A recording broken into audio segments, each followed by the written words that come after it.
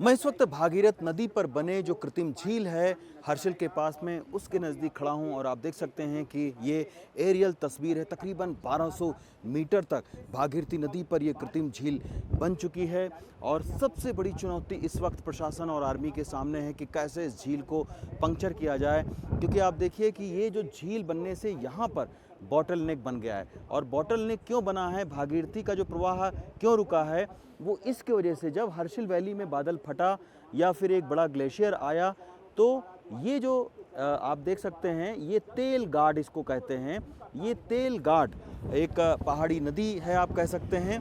तो उस तेल गार्ड से लाखों टन जो मलबा है वो यहाँ पर आया और उसने भागीरथी नदी के प्रवाह को अवरुद्ध कर दिया है और उसके वजह से जो है वो एक यहाँ कृत्रिम झील बन गई।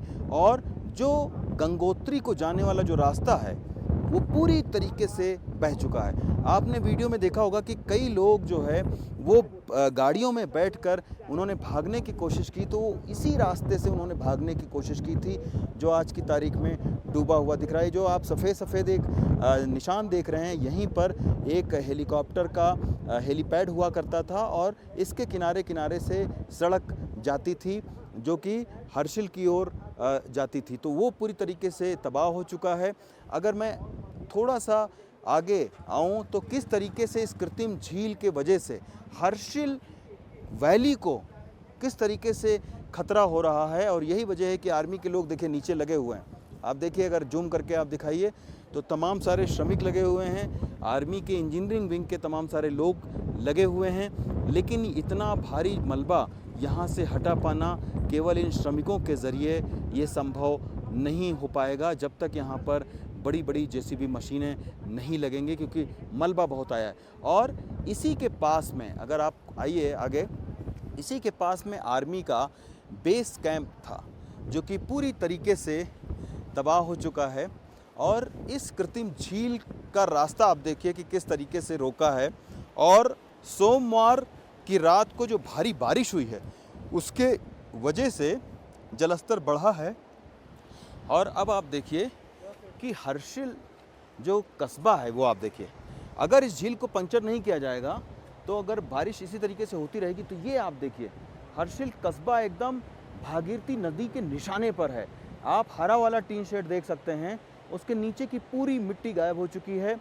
और सोमवार की रात को जो एसडीआरएफ बार बार हर्षिल वैली में ये चेतावनी दे रही थी कि आप लोग सुरक्षित स्थानों पर जाएं, वो इसीलिए क्योंकि अगर भागीरथी नदी का प्रवाह बढ़ता है, भारी बारिश होती है तो सीधे आप देखिए अभी जो मुड़ रही है भागीरथी नदी, अगर ये झील एकाएक टूटती है तो पूरी जो हर्षिल कस्बा है वो पूरी तरीके से डेंजर जोन में इस वक्त भी है। और अगर ये प्रवाह बढ़ता है तो भारी तबाही होगी। हर्षिल का जो थाना है, ये लाल शेड में आप हर्षिल का थाना देख सकते हैं, उसको भी पूरी तरीके से खाली करवा लिया गया है। स्थानीय लोग अब इस हर्षिल कस्बे में सारे यहाँ से निकल चुके हैं। कुछ होटल खुले हुए हैं जिनमें मीडिया और एसडीआरएफ, एनडीआरएफ और आर्मी की जो बाहर से टीम आई हुई है वो यहाँ पर भले रुकी हुए, बाकी कोई भी स्थानीय यहाँ पर शख्स नहीं है, क्योंकि पूरे हर्षिल वैली को एक तरफ ये भागीरथी नदी है और उसके पीछे से एक और पहाड़ी नदी आती है और उसके बिल्कुल संगम पर ये बसा हुआ है हर्षिल वैली। तो इसी के वजह से अब हर्षिल जो कस्बा है, गांव है, उसको लेकर अब एक नई चुनौती प्रशासन के सामने खड़ी हो गई है कि किस तरीके से आखिर इस भागीरथ नदी की कृत्रिम झील को पंक्चर किया जाए और किस तरीके से ये जो पानी है ये यहाँ से निकाला जाए। लेकिन फ़िलहाल अपडेट यही है कि अभी फ़िलहाल पंचर करने का जो काम है वो नहीं हो सकता है, क्योंकि इस कृत्रिम झील का जो पानी है वो काफ़ी बढ़ चुका है। जितने भी बुलडोज़र आए हुए थे वो सब पानी में चले गए हैं और रास्ता पूरी तरीके से ब्लॉक है, तो नया कोई मशीनरी आ नहीं सकती है। तो इसी की वजह से अब आर्मी के लोग और श्रमिक लगे हुए हैं एक छोटा सा रास्ता बनाने में, लेकिन उस छोटे से रास्ते से इतनी बड़ी कृत्रिम झील का जो लाखों गैलन पानी है वो यहाँ से निकलने वाला नहीं है। हर्षिल वैली से पवन तिवारी के साथ रवीश रंजन शुक्ला, एनडीटीवी इंडिया।